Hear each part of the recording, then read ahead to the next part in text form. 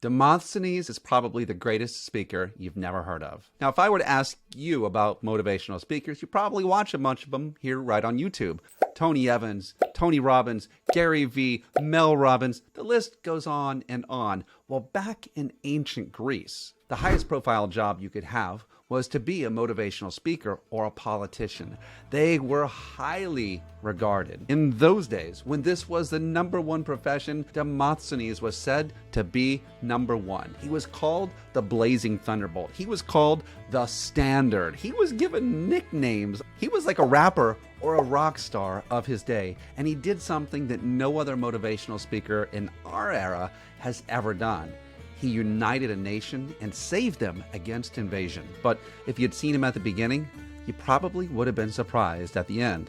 He was born with a couple of speech impediments, including a stutter and a mispronunciation of certain letters. So there was Demosthenes. Day after day, he'd watch these people that everyone would listen to, and he'd say, "Why them? I have better stuff to say." As time progressed, he decided to try his hand at the #1 profession in all the land, speaking. He went to the court first at the age of 20 to argue against people who had stolen his money from his will from his father, and he didn't do so well. People were bored to tears at listening to him. Now, he was brilliant, but nobody wanted to listen. People hated listening to him. They couldn't stand his voice. They couldn't bear to listen to what he was saying, and they booed him out of the city squares.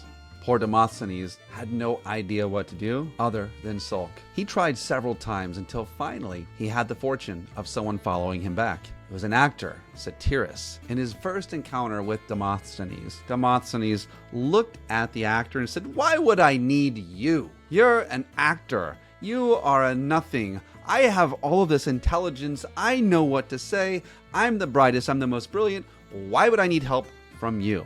And Satyrus said, "Well, my friend, is anyone listening to you? No? Okay. Then maybe you ought to listen to this guy right here. Because here's the deal. You have great things to say, but why does no one want to listen to you?"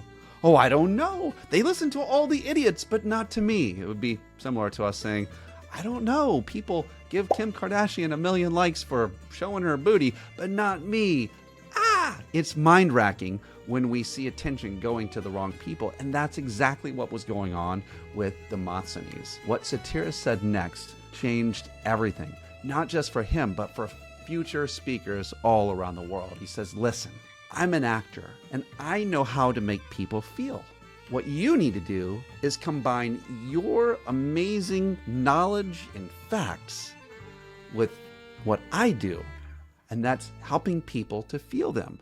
You have to tell people how to feel what it is that you're saying." And Demosthenes says, "Well, how will I tell people how to feel what I'm saying? Should I say, 'You must be angry while I tell you this?'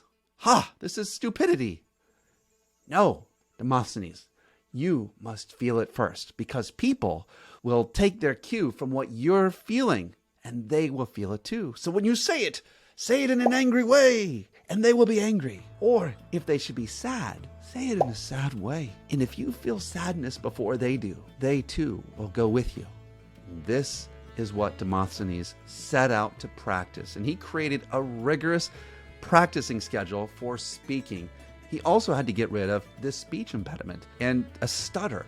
He would stuff his mouth full of pebbles as he would practice every single speech. He was dead serious about becoming the best there was, and it wasn't too soon either.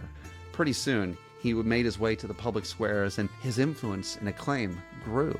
And people began taking notice, and people began listening. And just during that time, Philip of Macedon, Alexander the Great's father, decided he was going to overrun and capture Athens. And Demosthenes, as the lightning bolt, rallied everyone with the words of his mouth to stand up against the attack. And he saved a nation. Your words, my friend, are mighty and powerful. How you say them is also very powerful.